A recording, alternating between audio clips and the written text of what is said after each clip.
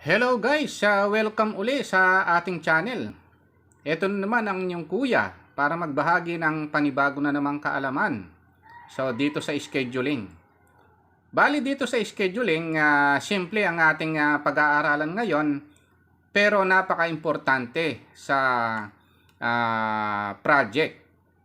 Bali ang pag-aaralan natin ngayon ang porsyento ng mga gawain sa total ng project natin.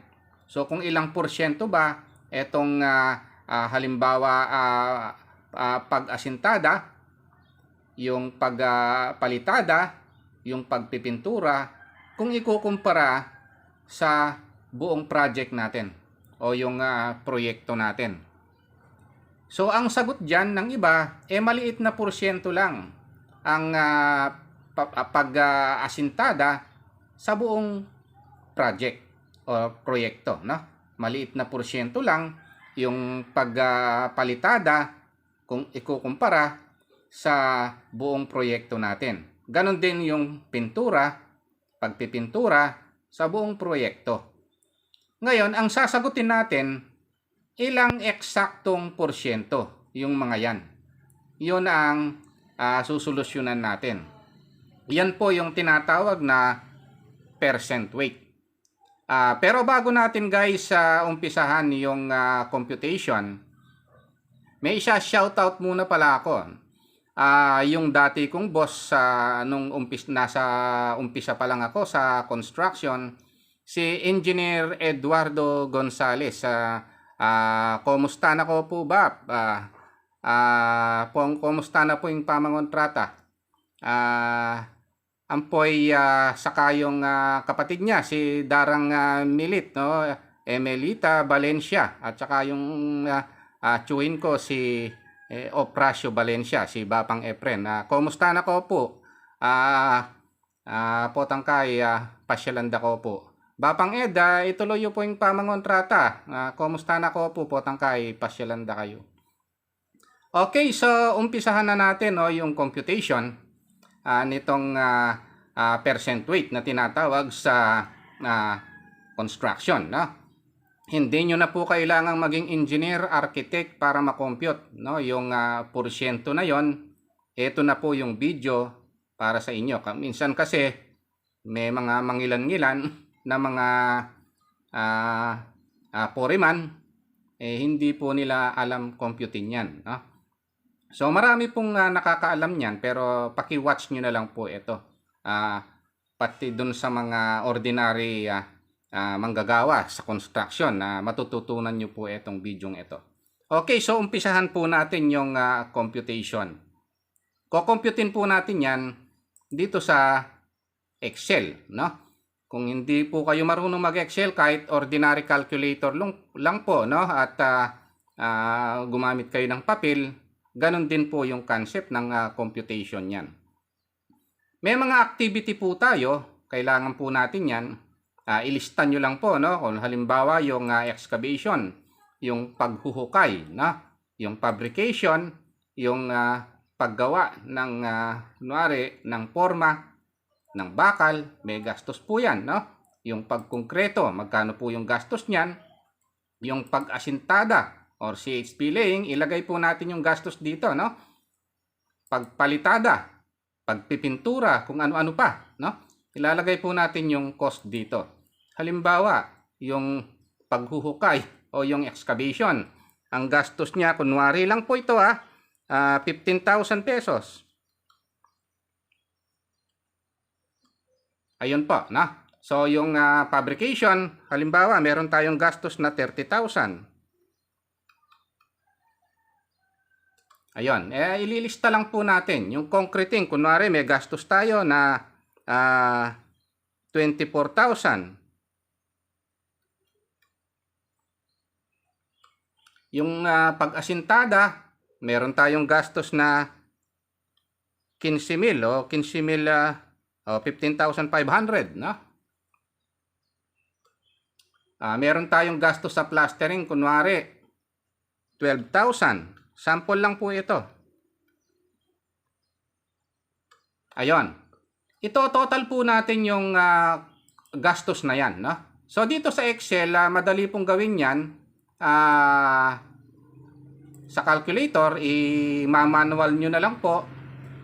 Yung mga hindi pa marunong mag-Excel, punta lang kayo sa home, AutoSum. Automatic po niyang kukumputin yan, no? So 96,500 po yung total na gastos, no? So sa actual job po, ililista nyo lahat, no? Yung mga gastos magmula dun sa mobilization, excavation, fabrication, hanggang sa matapos yung project. Ganun po yun, no? Kung foreman po kayo, ilista nyo lang po, tapos ito AutoSum nyo lang po yung total cost. And then para makompute po yung percent weight na gusto nating kunin, sa Excel po, i-equals lang natin sa unahan. Pero dun sa calculator, manual nyo, yung activity cost o yung cost ng gawain, i-divide nyo lang dun sa total. Sa total cost. Ayun, no? Pagkatapos po, ita-times nyo lang po ng 100.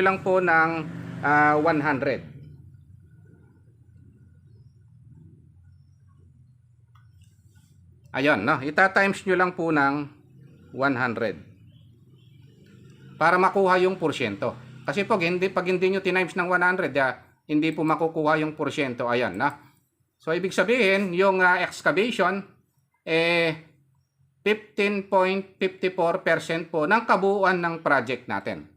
Ayun po ang ibig sabihin yan, no? So, ganun din po dito ang gagawin natin. Iisa-isahin natin kung 100 activities po yan o gawain yan hanggang sa matapos yung project. Ganun po yung gagawin natin. I-divide po natin yung activity cost sa i-divide po natin yung total cost, sorry pala, no? Dun sa activity cost, no? Activity cost ang formula divided by total cost times 100%. So dito sa Excel, para madali po tayo, kahit na 1,000 activity pa yan, sa mga hindi pa po ganong marunong sa Excel, i-divide dun sa denominator, bago yung mag-column C, o dun sa nakikita natin, bago sa column, lagyan po natin ng dollar sign. Pagkatapos dun sa column niya, lagyan din natin ng dollar. Yun po yung formula para po makopy na natin. Para hindi po natin iisa-isahin, no? Ayan po yung advantage ng ayan po yung advantage ng marunong din tayo sa Excel, no? Kahit na 1,000 activity pa yan hanggang sa matapos yung project, split seconds po magagawa yan, no? Kaya ina-advise ko po, mag-aral po kayo ng Excel, no? Kung hindi po, mamanualin nyo po yan sa calculator, no? So, activity cost divided by total cost times 100%. Iisa-isahin nyo po yan. And then dito po, pag tinotal natin yan, equal po sa 100 yan. Pupunta lang ako dito sa kailangan magwa 100% po yan.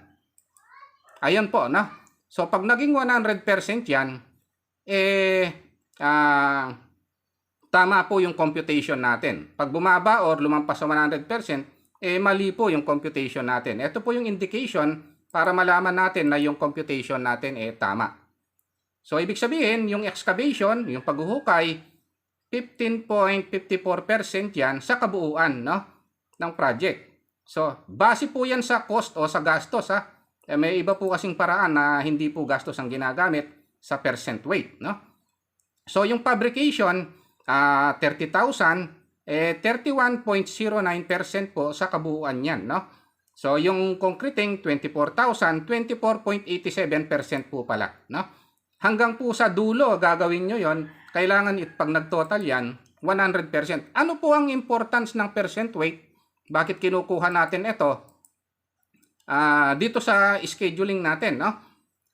Kasi po, pag gumawa tayo ng bar chart, i-distribute po natin yan sa duration ng activity.